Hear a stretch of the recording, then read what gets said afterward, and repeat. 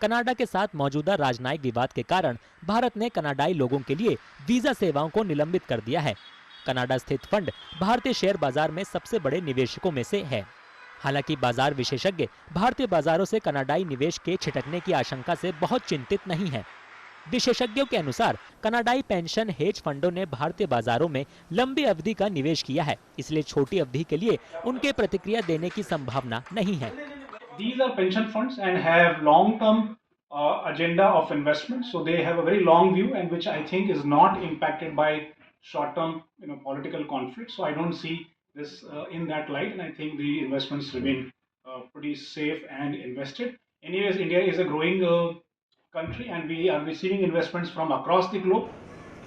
NSDL के आंकड़ों के मुताबिक कनाडा से भारतीय इक्विटी बाजारों में 1.51 लाख करोड़ रुपए का विदेशी पोर्टफोलियो निवेश हुआ है। भारत में FPI की संपत्ति के मामले में कनाडा शीर्ष 10 देशों में शामिल है। विशेषज्ञों को पूरी उम्मीद है कि कनाडा का निवेश भारत में बना रहेगा, क्योंकि ये दुनिया का सबसे तेजी से उभरता बाजार है। However, the impact on Indian stock market looks like to be very limited and very stock specific, where some stocks are held by Canada government's pension fund. At this point of time, it is not clear whether they will come to dispose of their stake or not. However, we don't see any broader impact due to this tension with Canada.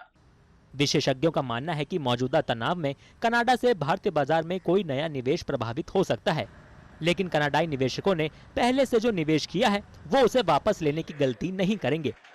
विशेषज्ञों का यह भी मानना है कि मौजूदा तनाव अस्थायी है और कनाडा की घरेलू राजनीति से जुड़ा हुआ है। विशेषज्ञों को उम्मीद है कि भारत और कनाडा दोनों जल्द ही सुलह की दिशा में आगे बढ़ेंगे।